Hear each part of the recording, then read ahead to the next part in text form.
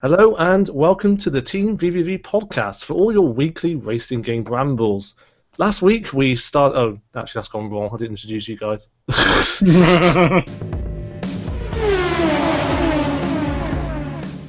Hello and welcome to the TeamVVV podcast for all your weekly racing game rambles.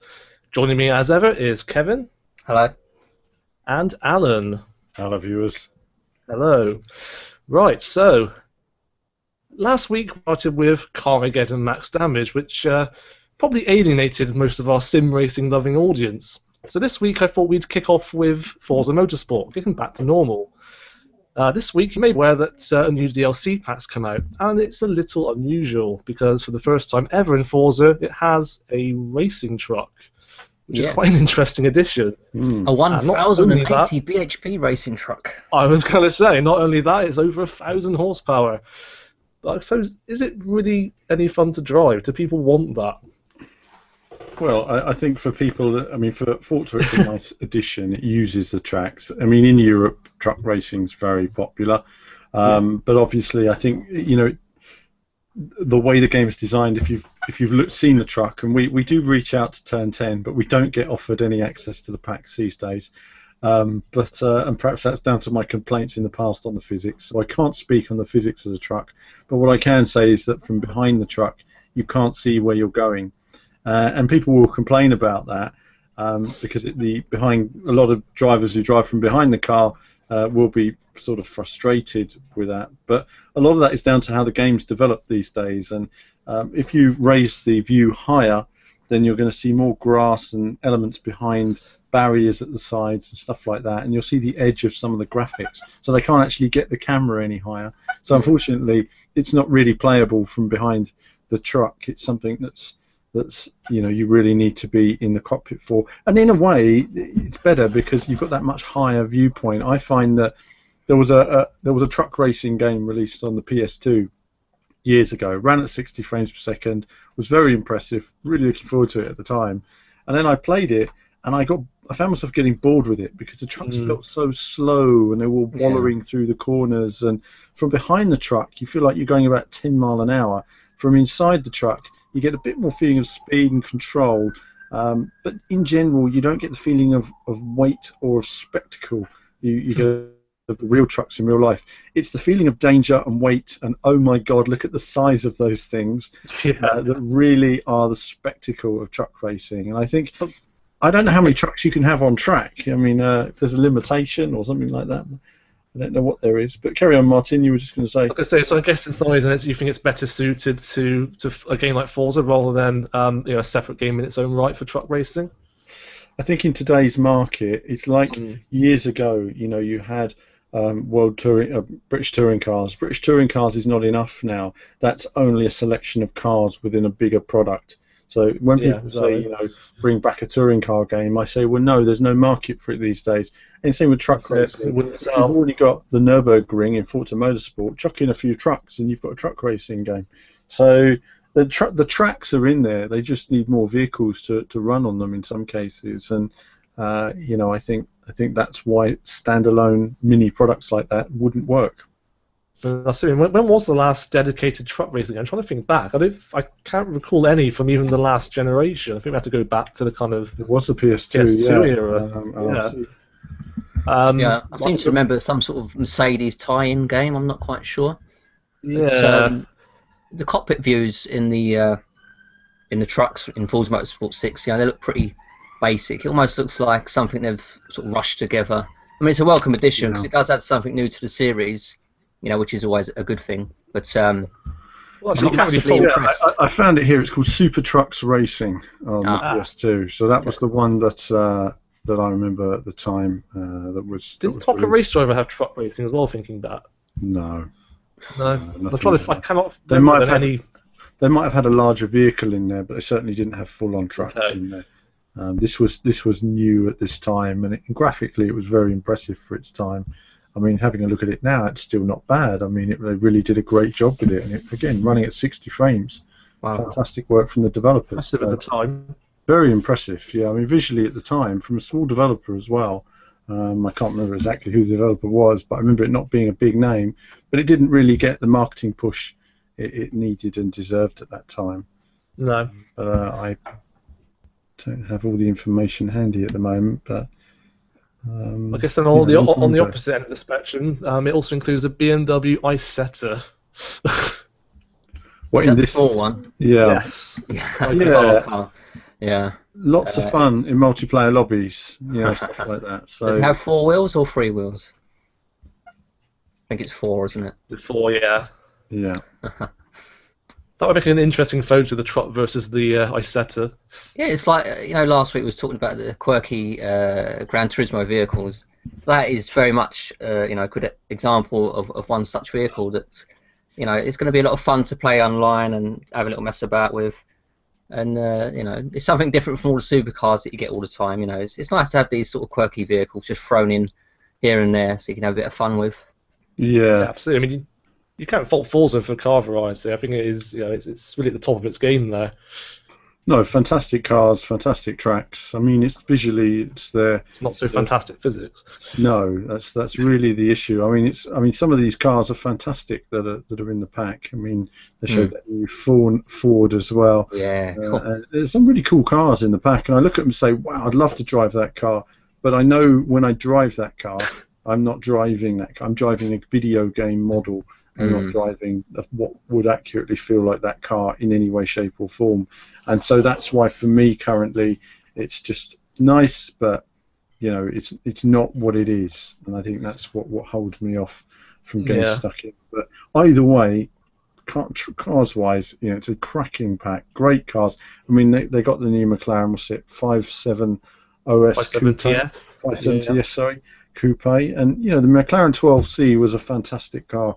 A few years ago, and they sort of built on that and refined it and brought out the P1 and then moved the P1 parts to the sort of other cars and making them look a bit more refined. And that was predominantly because when the 12C came out, they said it didn't have enough passion. People said it was too clinical as a car, because quite frankly, cars don't need all these little bits and bobs on them if they have a really good sort of aerodynamic body flow underneath. And I think that's they've changed that now to give themselves, like Ferrari, a bit more passion there, in terms of for the passion of making these cars and showing what they do. So yeah, great additions. I mean, but we said it last year, a couple of years ago, didn't we, with Rolls-Royce being added and stuff like that. Forza has really come a long way with working with real automotive brands and building those partnerships. So other cars in the pack, we had the Fiat 124 Sport Spider. Obviously, we mentioned the Ford Brawner. What else was there? The Chevrolet World Touring Car. So again, you can't fault the variety of cars here. Yeah. And also, I mean, the fact that they're still supporting Forza Motorsport 6. It's been over 6 months since the release, and obviously they're planning to support it up until the release of Forza Horizon 3. But at least they are releasing quite interesting content to keep you coming back. Yeah. I mean, content always. Forza's always been known for producing great content in terms of cars, not so much in terms of tracks. I've always felt they've been relatively lacking in terms of adding circuits. So you're lucky if you get 2 circuits in a year, whereas you get car packs every month. And cars was never the problem anyway. But either way, I mean, Forza's a stunning looking game, and like I say, they're supporting it worldwide up until Forza Horizon 3. That's it. So, moving on, I mean, whilst we're still on the subject of DLC, obviously this week marks the release of the Assetto Corsa Red Pack. They're still continuing to tease us with new car reveals each day. I mean, the last we heard, we've got, Fernando Alonso's Ferrari coming, which was a nice surprise. A 2013 Formula One car there, yeah. Great additions, and I don't know. I don't think you can paint cars, sadly, because if you could paint the whole grid. But either way, you're going to have grids. Mod it either on the console. No, but either way, on the racing a grid of Ferraris, it'd be great for Formula One fans. And what is there? 5 Formula One circuits in there already in the game. So, it's. As ever, it's building towards being a great package, and this red pack has been something very special. So just what they needed a month or so, just over a month before launch, and a nice direct comparison between the physics that they're producing and the physics that Codemasters are producing. on their titles as well, and it'll be interesting to see the parity between them. And if hopefully I'll be able to jump on the PC and take it for a spin this week and see what those cars are like. I think it's working. I mean, people are getting generally psyched up about it. I mean, the general response has been very positive so far. Yeah, I mean the feedback is excellent from a lot of people. I mean, no, it doesn't have the day-night transitions and the weather that Project Cars has, but there's a lot of. I mean, it is genuinely a lot of fun to play, to throw cars accurately into corners. It feels more like a real car. There is always this perception that cars are super hard to drive, and quite often they're easier in real life than they are in a game. And you're getting a lot more tactile feel, but cars have a lot more grip in real life than they do in the game. I mean, when I was out recently in that Nissan GTR. And when you stamp on the brakes and go into a corner, and it feels like it's punching you in the gut every time you go into a corner because the G-force is so high. There's so much grip there going into a corner. In a game, you feel like you're ice skating around and floating off into the bushes. There's no real feel. It's hard to convey G-force. It's hard to convey that in a video game setting. But no, I think the developer was quite clear, Marco, when he was saying, all of us there could drive. We can all get into a car and drive a car without crashing every day. Mm-hmm. It should be the same in a video game, or a simulator. You should be able to get on there, drive it, even not pushing hard, but just drive it round and have no real problems. You should have a general understanding of what the car's doing. It's only when you start to push, go near the limits and brake later, that's when things start happening. So, yeah. Otherwise, racing drivers would just be off the track all the time if cars were that difficult. Well, yeah, and in the case of the Formula 1 car, you're probably better off going fast because when you go slow, you haven't got that downforce. That's so right. It'd be interesting to drive it at slow speeds just to see if they've sort of emulated the lack of downforce and the cold tyres. With cars like that, you've got to get up to speed for them to function, to give you that grip, to give you that downforce. So yeah, it's going to be interesting. Very much looking forward to seeing that. Yeah, tyre temperature is something that's going to be interesting to see how they work on that and just add the sort of effects. The thing about tyres temperatures is that cars can be quite unpredictable when they're very low, very, very low tyre temperatures. And these cars, they have very low tyre pressures as well. So the temperature increases the buoyancy, the pressures and everything. But either way, no, I think it's going to be an interesting pack. It's actually not this week, is it? It's next week it comes out. So I thought it was tomorrow. I thought it was tomorrow. Oh, right. I'll have to look into it then. I thought it was next week it comes out. But either way, is it the 14th? 14th it's going out. Yeah. Okay, brilliant. Well, I'll be on. That's my day tomorrow, sort of. So I'll be on that. And like I say, I mean, for those who have seen the PC version, the PS4 version is a difference between the PC version and my PC version and PS4 version. So I think it's going to be interesting to see how that works. I think it's worth mentioning too, since just before we started recording this, they've also announced the Ferrari 488 GT3. Yes. For the pack. Yeah, another fantastic car. Is that all the cars announced, or are we waiting for one more? I think that's all of them now. That is all of them. Okay. Yeah, I think that's all of them now. But it's a great pack, really nice, and it shows that their relationship with Ferrari is such they've been able to get these cars because, Ferrari, they take time to build a relationship with, and obviously being Italian-based developers, they've built that relationship up over a period of time working on the Virtual Academy, and so they've been given the trust to produce a simulator with these very special cars. So it's great to see, and hopefully we'll see more in the future. So, every time we talk about Assetto Corsa, I know I can't help but go back to Gran Turismo Sport, but I just keep thinking, like, with Assetto Corsa now coming to the market, does Gran Turismo still deserve the tagline, the real driving simulator? It always feels like it belongs more to Assetto Corsa. Yeah, I mean, I think it depends. I mean, the real driving simulators never been the right word because it's not purely just about simulation. I mean, there's always the consciousness of these games to make them simulation, but also make them approachable in the way they see fit. Or it could just be the fact that a lot of these games the physics programmers just haven't done a good enough job, and that's as close as they feel they can get it to real life. So I mean, no game gets every single car right, But I will say one thing about Assetto Corsa was brilliant was that when the developer said to us in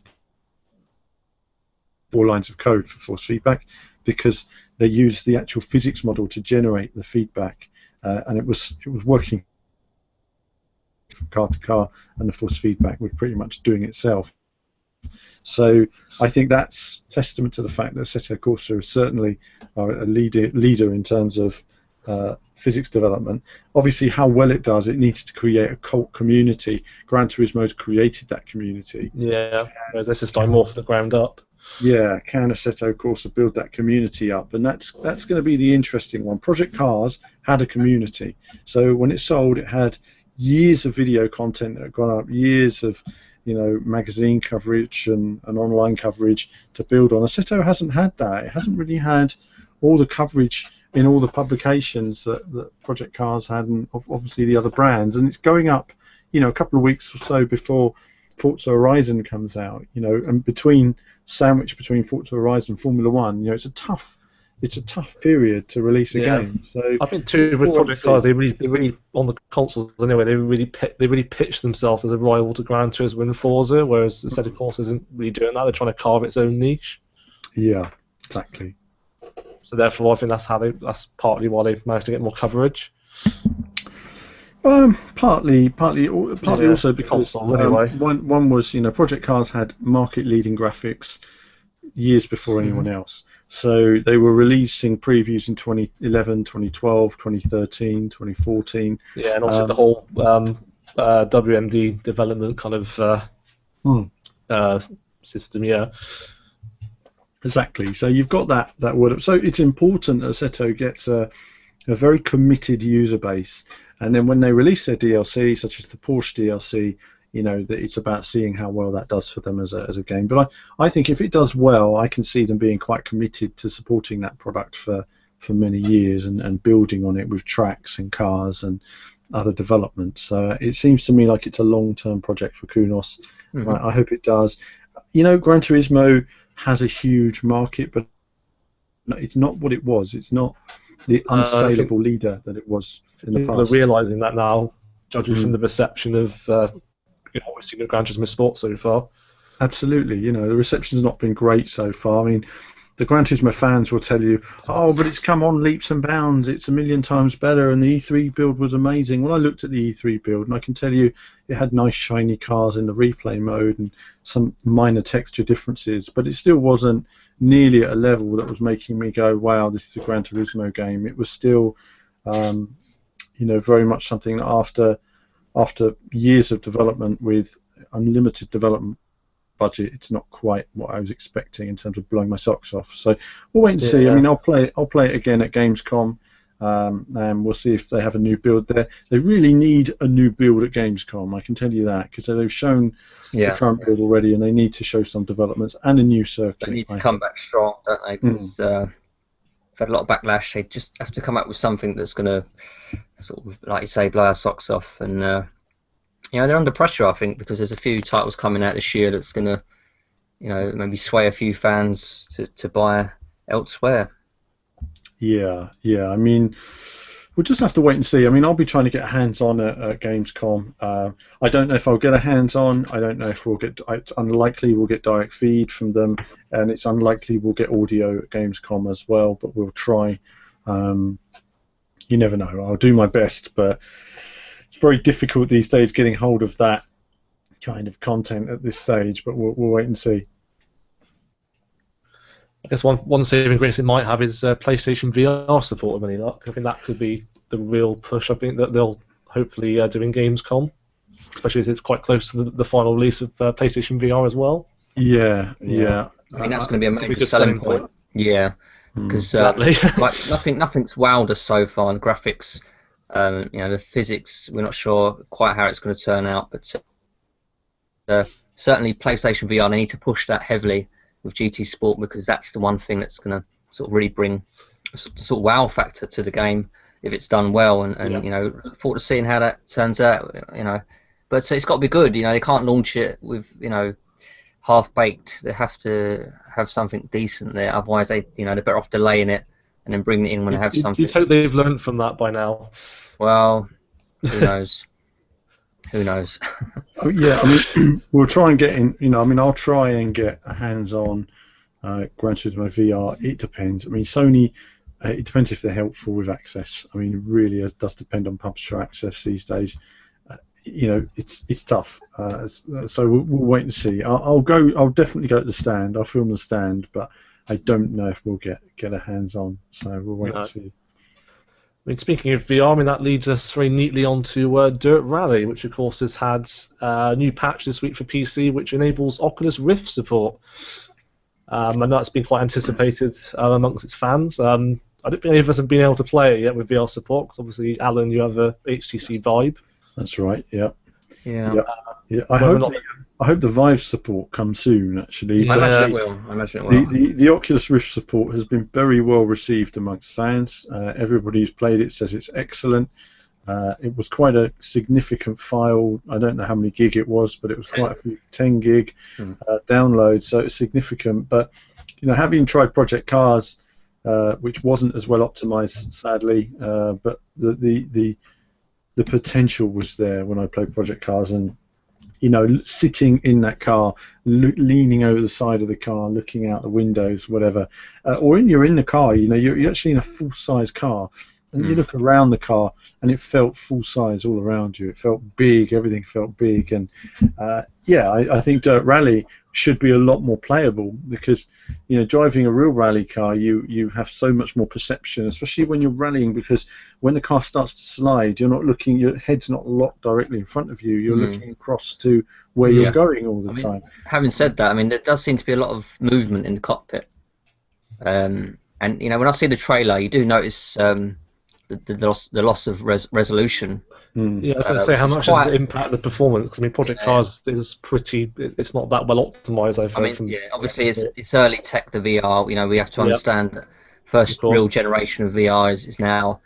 You know, things are going to get better. But I did notice. You know, I was surprised by the dip in resolution in the trailer there, and also the movement within the cockpit. So, but I think that can be changed in the options. So, you know, but once you're in there, you sort of, I guess you overlook a lot of that sort of loss of resolution, because you're really sort of engaged and captured in the virtual world, and a lot of that sort of goes away, doesn't it? I'm sure it does very quickly. Very quickly. I mean, yes, the pixel resolution is low at the moment, but it only really affects small objects. I mean, when you're looking at something large, it goes. I mean, for example, the blue whale demo is the one on Vive. You know, I've watched that demo, you know, 30 times probably now, and every time you do it, it never gets old. Never gets old. It's an incredible piece of tech demo, and I love it. And yeah, some things where you're looking at small objects, you see they're quite pixelated. In driving, you're looking at the distance. That's the problem. So yeah, I mean, current headsets are quite low res. The PlayStation VR will have the same issues when you play on that. You know, pretty much the same resolution as Oculus. But either way, like you say, when we get 4K per eye in the years to come, suddenly it'll be super clear, and there's no substitute for VR. Once you play a driving game in VR, I mean, I have my triple screens, but it's not the same as the VR. But the only thing that lets the VR down is the fact that the resolution is bad, and at the moment the performance of, say, Project Cars is very poor. So yeah, we'll wait and see on that, but it's absolutely the future. I mean, the only problem for me at the moment is transferring from VR to triple screens. Is quite a process, because when I pull the Vive out, the screens all just kind of mess up. I have to completely reset each screen again. And there's one thing about triple screens is they're a massive pain. You know, every time there's an NVIDIA update, your triple screens mess up and they goes down to one screen. All the time, resolutions are messing up on different screens, and you're having to set it up. I mean, I literally spent hours and hours last year fixing the triple screens just to make the videos. So there is that sort of mild frustration I won't miss when it comes to VR. And yeah, just kind of teething problems at the moment. Yeah, adapting between the two is not a smooth process. Another thing with Vive at the moment is, you know, occasionally if you're using your wheel in game, or you're using your Xbox controller, it will say there's a controller mismatch, and then your motion controllers won't work. So you have to pull all the controls out the back of the PC, and restart the PC, and then connect the wireless controllers. Just things, because it's new kit and they're coming up against new problems. So in the future, for those of you who are waiting for the proper consumer stuff in the next 4 or 5 years, you won't have those kinds of compatibility problems. But I want to be in there at the beginning. I've been playing some really interesting stuff. I'll have to catch up with the VR stuff, actually, because I've got some new games on the Vive, and it's always very cool stuff. So yeah, I'll come back on that. Yeah. Obviously, WRC 6 is another title that will have VR compatibility. Did you manage to try that in VR at E3, actually? Or did anyone else manage to try it? We did have someone try it, but it was a very early stage. And, it seems that the VR won't be ready at launch. So it seems like it's something that will come, but not for some time yet. Yeah, I mean, they're awfully busy, aren't they? Because they're doing a lot. They're sort of overhauling the game from last year. So many different aspects they're updating, and they've also got to sort out the esports as well. So there's an awful lot going on behind the scenes. Yeah. But once it's ready, it will be better than what we've seen at E3. So again, looking forward to it. It was a surprise to see that with WRC 6 because they had so much going on. I didn't expect to see VR as well. So fantastic. For a relatively small studio as well. Yeah, if they can pull it off in just 1 year's development time or thereabouts, it's incredible. Yeah, amazing work. I mean, WRC6, I can fully appreciate that the VR is not a priority. I was looking at the trailer earlier. It's coming along. One of the problems I saw in the new trailer released today is there's not enough body roll in the car. It reminded me a lot of Sebastian Loeb Rally. There just wasn't enough natural movement in the car and suspension, and it was very boxy looking. So one thing I'll approach the developers, and I will highlight that to them directly, the suspension on the cars is not there in the trailer, and it is something that kind of concerns me. That again, it's either the physics are better in game than we're seeing in the replay, or the physics are quite limited in terms of how they're going to work. We'll wait and see. I mean, last year I met the chap who was running the physics, and he knew full well what he was doing, and he did what he did in the time span he had. And I think personally he created a fun rally game, and he's still going to look to do that, but make it realistic. They're not up to the sim market, are they? No. But the essence of rallying, it needs that weight shifting and everything else, that weight balance shifting. So you're sliding through a corner. That's a real weight balance issue. So you're controlling the car, controlling the grip. And so there needs to be some physics in there that work logically. So it's I mean, we've still got time yet for them to improve it between now and launch. And if I meet the developers, I will highlight from. I do like a good replay, and I think that replays really let Sebastian Loeb Rally down in that sense. So yeah, didn't convey how well some of their physics actually worked in that game. No. I mean, as far as launch, reveal trailers go, I thought it was a pretty good effort. Though. I mean, absolutely, it's a more exciting trailer, I think, than WRC 5 last year. Anyway. Yes, absolutely. We all remember that trailer, the first trailer that came out. Yes. Oh yeah. Great. Appalling last year. So no, a good trailer. What have they called it? Face the Danger.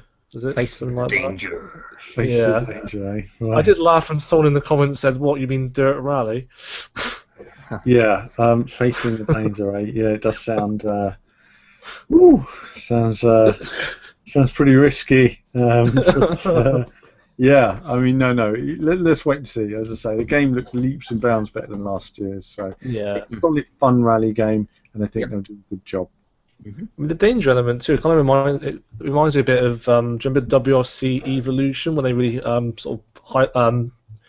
made quite a big thing about the environments and this sort of danger element, what's around the corner. From was it Evolution? No, it was Evolution's WRC title. We had random hazards and stuff like that. Something's been missing in rally games. Far from my brain. Really, it's just me. Yeah, you're going way back there, you Evolution fanboy, you. I'm a bit.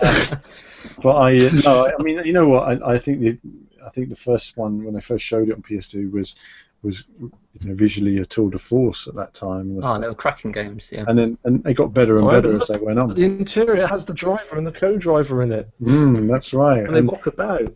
I think the time was unheard of. Well, they had the drivers in there, but they also had mountain views that went on for miles, and you could see the whole course wrapping around mountains. And I'm like, the journey. That's what I'm talking about. That's the journey of rally. And I like. And it had good replays. Yeah, and it had good replays as well. So something which game developers could do then, and they just can't do now. So. And that was 15 years ago.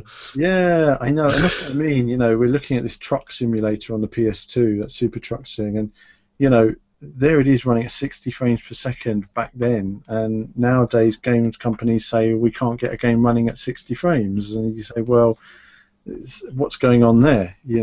Just for some extra lighting or some extra colours on the texture somewhere.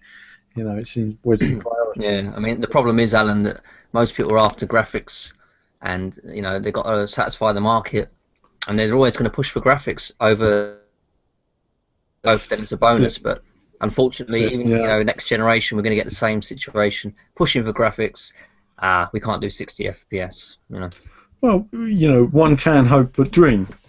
And I look forward to the day when there's an industry standard where games have to run at, where games have to run at a lock 60 frames, and then that levels the playing field. Every game has to run at 60 frames, or it's not released.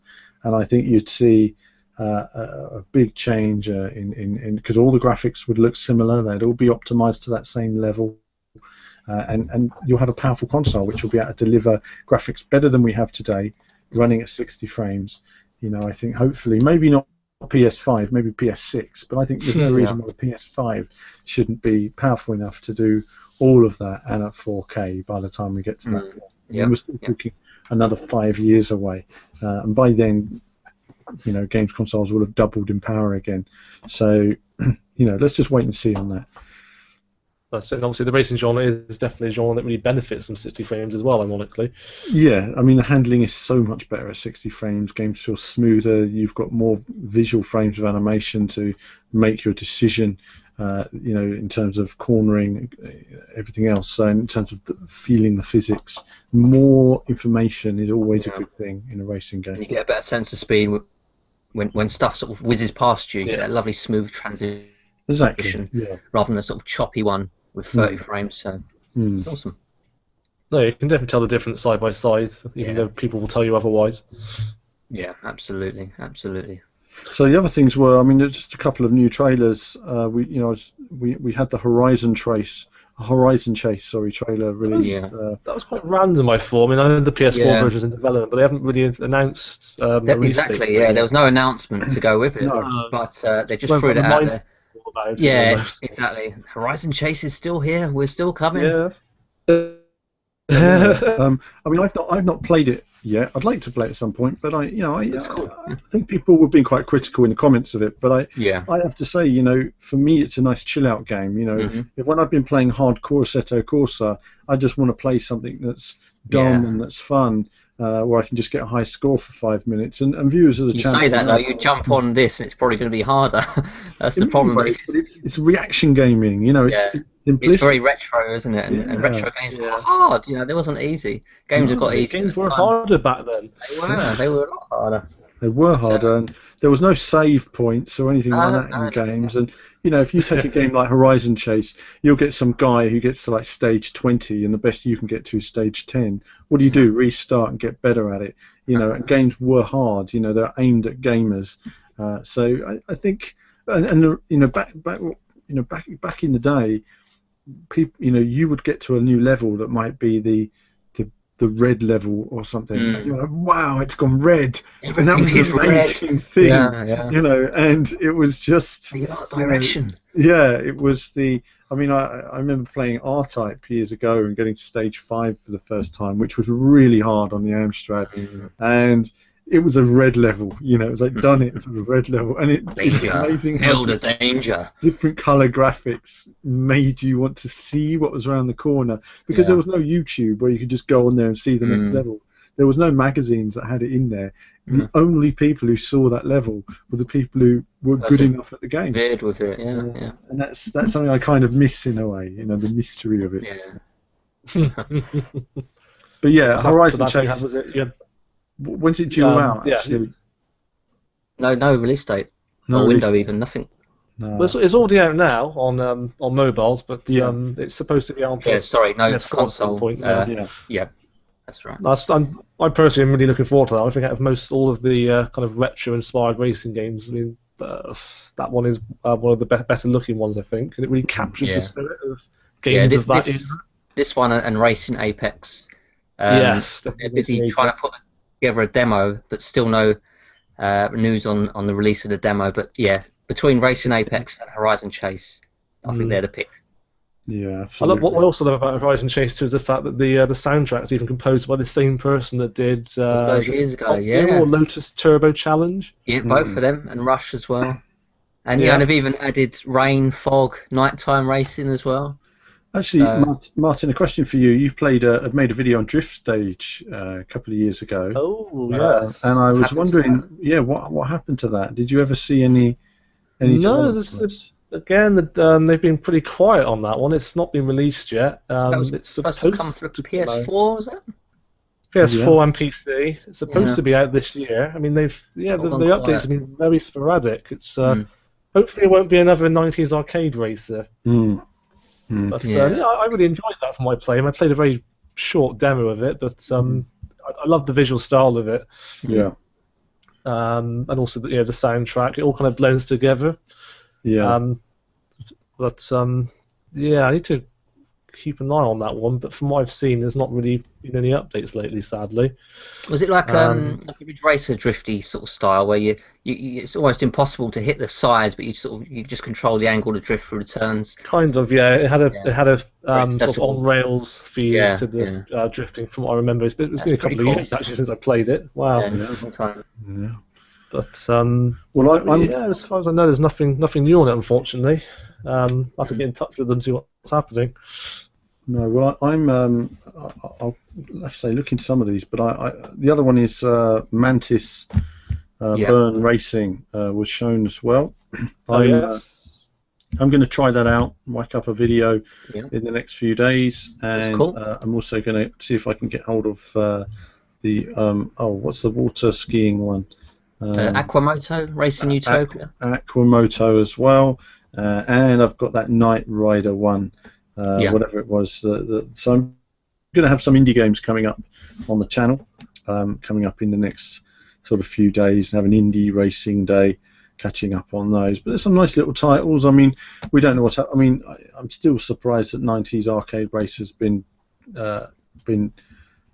supposedly not coming out for the PC. That would be a surprise. Racing Apex, be sure to have a go on that. There was another one you played, Alan. I'm trying to remember the name of it now. You played on the triple screen, that kind of Power Drive. Yeah, Power Drive 2000. Ah, yes. Yeah, I mean, Power Drive 2000 was style over concept in many ways. It was fun, but it was more about the style of it than it was the raw gameplay. The gameplay itself was extremely simplistic, and I had to play it using the keyboard, and that for me doesn't really compute with my brain. So I would love it if they had some kind of wheel control in there. And there's no reason why they shouldn't, because arcade games like Pole Position used a wheel back in the day. So there's an Outrun. So there's no reason why it shouldn't. But yeah, it is coming along. They do talk about it now and again, but I haven't heard anything on it recently.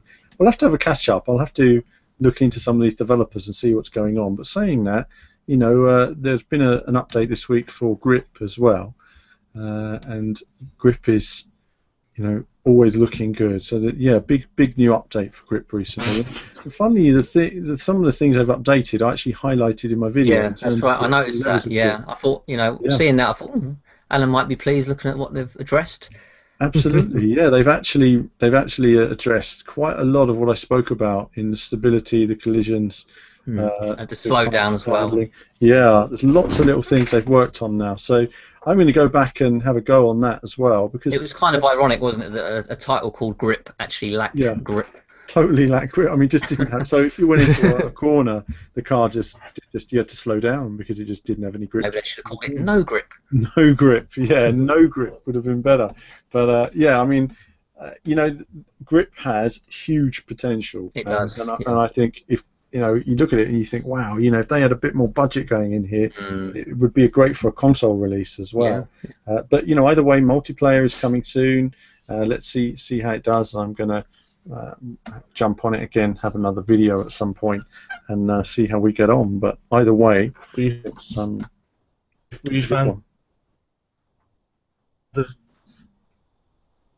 Were you fans of Roll Cage? Well, I'm fans of back in the day then? Yeah, I was a fan of Roll Cage. I mean, I don't think I had the game because I played the demo to death. That's right. Everyone I know says the same thing. Oh, I love Roll Cage. Did you play it? I love the demo, but I never loved owned it. No, I mean, what happened is the demo came out way before the game, and then when the game came out, I'm assuming that I just didn't have the money or bought something else at the time, and I really enjoyed it. But alas, it's the way it is with gaming sometimes. Sometimes I've got great games and they get released the same time as something else, and I think, and sometimes when you miss the boat, like when all your friends are playing that game, and when you miss the boat, it's something that's old news. No, and it's like, oh, you know what? I'm so far behind everybody. I'm just going to skip that one now and do something else. So, yeah, I mean, it was cool. I wasn't sitting on Roll Cage 2 though, but carry on. Yeah, it's true. I mean, there's a lot of market for retro, like nostalgic gaming, and obviously Grip is one such title. But having said that, I was surprised with Carmageddon Max Damage how poorly it's being received. I thought that maybe there'd be a bit more. I thought we'd get higher reviews due to the sort of nostalgic element, and I was surprised just how low the scores are. It's about 5s and 6s typically. So that might sort of put a bit of fear in the developers of Grip that maybe the market, it's going to be a tough one to crack. I think some of the criticism might have been more founded if it was a full price game, but it's not. It is obviously a budget title. Yeah. It's and unfortunate. you know what? Carmageddon has always been an acquired taste. Yeah. So, I mean, I wasn't into the original games, and for me, it's never been my cup of tea. But I don't see why this is any different to the originals. I think it's being rated differently, and yes, I think it's fair to say that the vehicle handling. I don't know how you guys have found the cars if you've got into the game, whether they handle better. I think the vehicle handling is something that's come up a lot with people, and just generally. I think the key is, I think the key is when you bring a retro, like nostalgic game, you have to bring it up to modern day standards, the handling and such. And I think that's probably where Carmageddon hasn't quite got it. And Grip, they're working on it. You can bring the sort of nostalgic feeling across, but you have to bring up certain aspects to the modern day for it to be successful. Yeah, I mean, the handling is a bit of a odd mixed bag to me. I mean, it's a bit strange having a kind of arcade title that really needs precision driving to slam into your opponents and run over people, and yet the handling's really heavy. Yeah. I don't know. It doesn't quite. I mean, you can upgrade your car and everything, but it does take some time. I think initially it will put people off a lot. So the cars do get better then as you play more. Yeah, I do want to upgrade, but it's a bit of a grind. Yeah, it's a long game, isn't it? There's a lot to do. You're probably looking at 25, 30 hours to unlock all the events and the cars and stuff, upgrades. So it's a decent amount of content, certainly. And also we do have some giveaways at the moment as well on the website. Yes. Some PS4 codes to give away if anyone's interested, and also a selection of T-shirts. Yes, goodies there. Games and T-shirts. Woohoo! Now, what you have to do, if you're listening to this podcast, you stand a very good chance of winning because a lot of people haven't read the instructions. What is it, Martin? Take a picture of yourself. For the T-shirts, what do you have to do? Take a picture of yourself with your copy of Carmageddon. Basically, we want to give something back to people who are actually fans of the series. So basically what we want you to do is share your love for Carmageddon. So that could be either take a photo of yourself with your copy of Carmageddon Max Damage, share a photo of your collection, just anything like that. So far we've basically had screenshots of the game. So if you've got a friend that owns Carmageddon, just do something interesting with it and you've got yourself a T-shirt. Mm-hmm. I might even take one myself. I'm tempted. Yeah, no, I know it's yeah, exactly. Come on, Carmageddon fans, get your T-shirts. Limited edition from the developers themselves. Limited numbers as well. Yeah, limited numbers. So get your photos in and get involved in that competition as well. The competition for the game, meanwhile, the code of the game has been very popular, hasn't it, chaps? I mean, yep. Lots of people getting involved in that. And if you're listening, this is going to be a weekly competition now. So we're going to have weekly competitions throughout the year. So if you miss out on these, don't give up.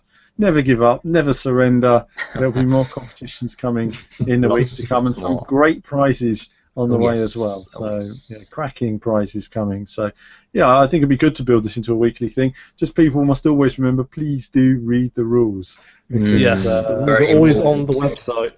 Because you see a lot of people have entered, doesn't mean they've entered correctly. Yes. And I think it's something that you always have an opportunity to get in there. So if you're still listening to the podcast and you're one of the 15% of people still listening, get it sorted. Win that stylish T-shirt. Yes, it's not tacky at all. No, not at all. It's amazing. It's amazing.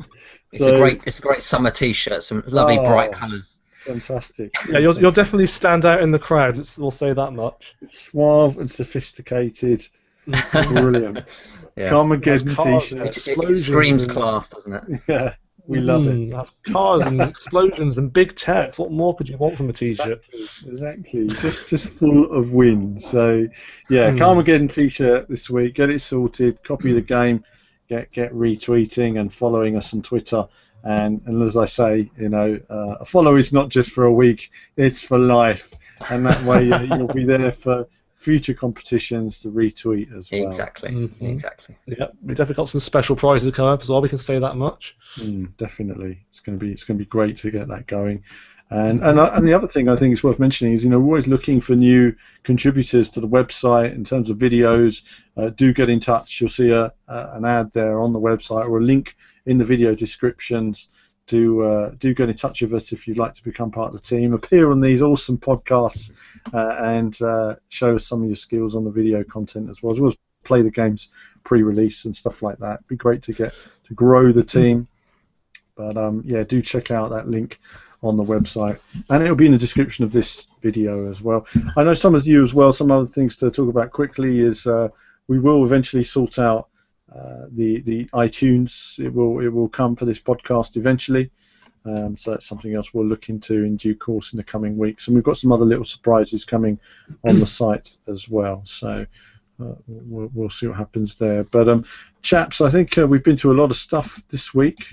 Just to finish off, is there any other key news that you've wanted to go over? I guess F1 2016, the news of the 22-player online races and formation laps and more. So we have manual starts as well, where you must engage your clutch and sort of balance your revs. So that'll be interesting to see. That'll be interesting. I mean, how do you? I mean, they're going to have some kind of energy bar so that you keep the clutch in, or do you just hold the clutch? No, of course, it doesn't have a biting point, does it? So my mistake. You just hold the clutch down in a Formula One car. So it's not like a car clutch. So you'll just hold that.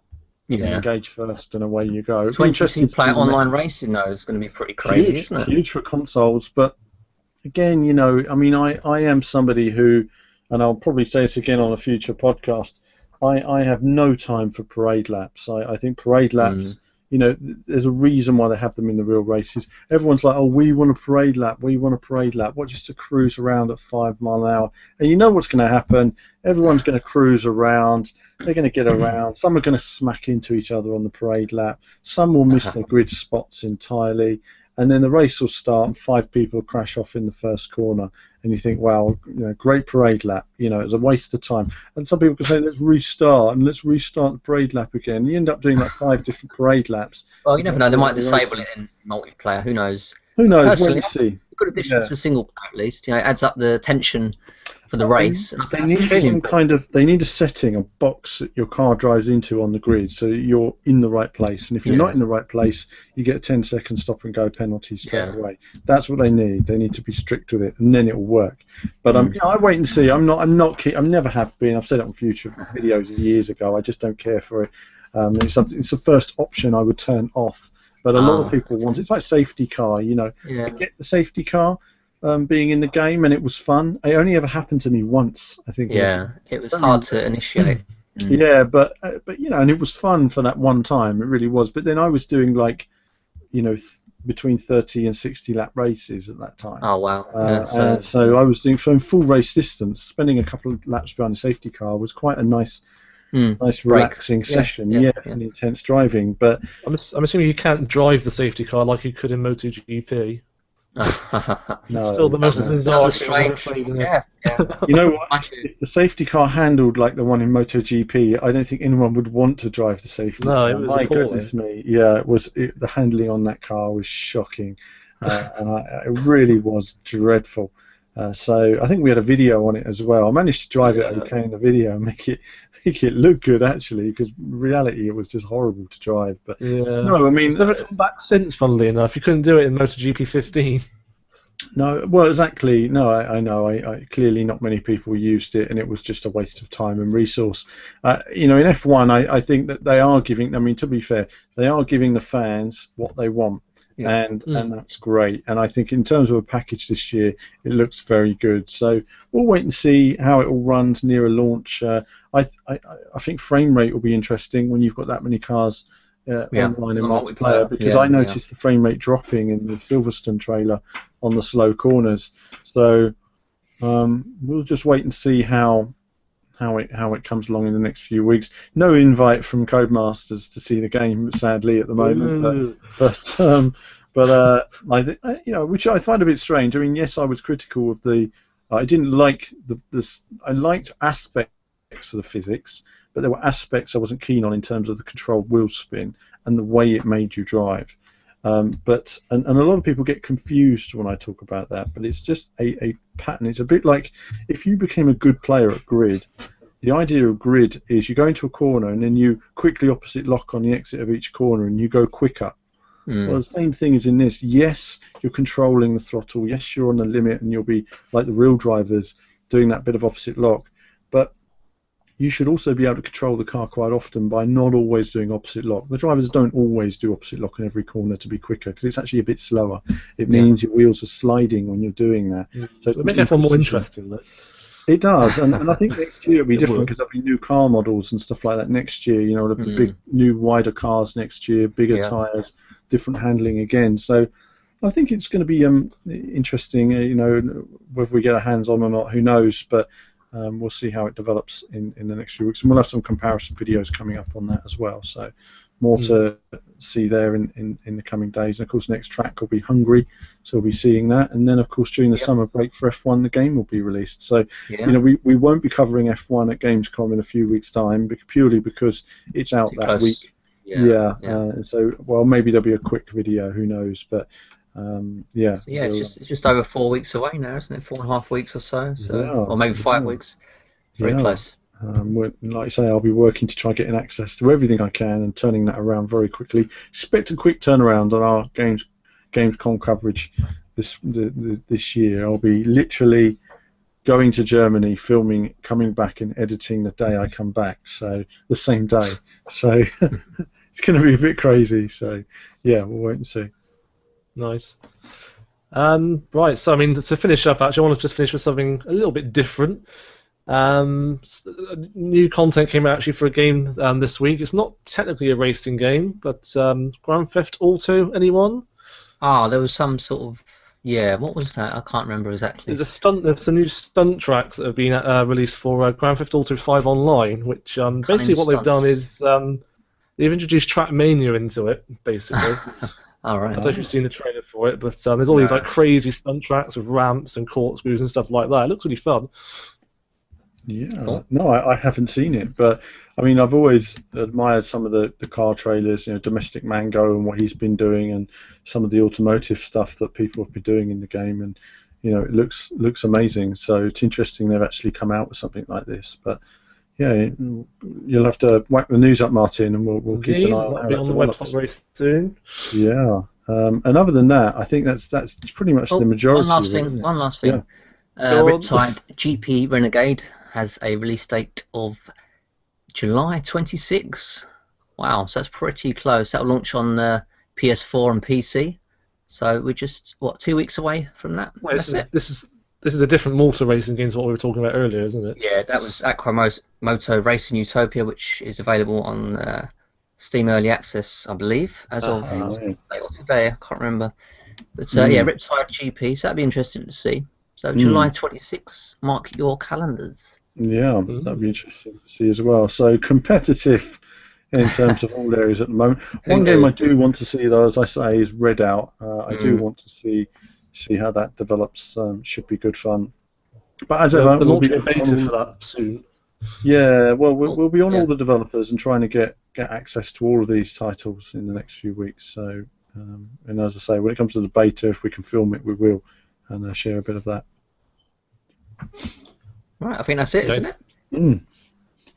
Do like and subscribe. Martin always forgot. forgets to say it every time. I was not going to forget this time. I'll say it now. I'll hand it over to you, Martin, to finish the podcast. Yeah, so as Alan said, do like and subscribe. Love to say. But yeah, thanks as always for listening. It means a lot to us. That's it from all of us now, and we'll see you again next time. Goodbye.